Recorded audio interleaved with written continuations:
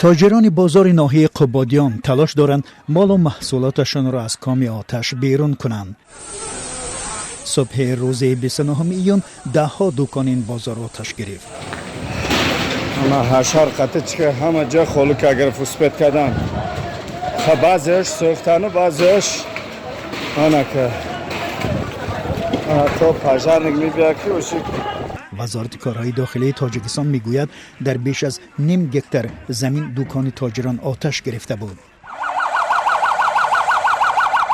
تاجران به رادیو آزادی گفتند کارمندان خدمات آتش نشانی دیر به جای حادثه رسیدند. بیتون بیول وقتم بدم از سوختا که جا سری وقتی رسنده یکی ساعت نمارم سری وقت نمارم ممکنه نتونستم پیشگیری کرده اما سوخت روی سوختان را درآمد و دایدیم وقتی 30-35 چه برارده.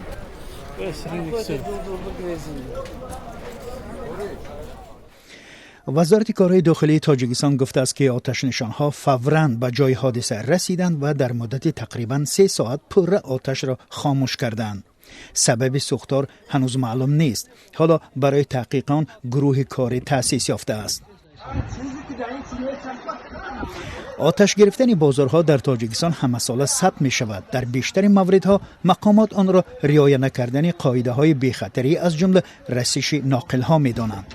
ساکنان و تاجران به قصداً آتش زدن بازارها با مقصدهای معین نیز اشاره می کنند.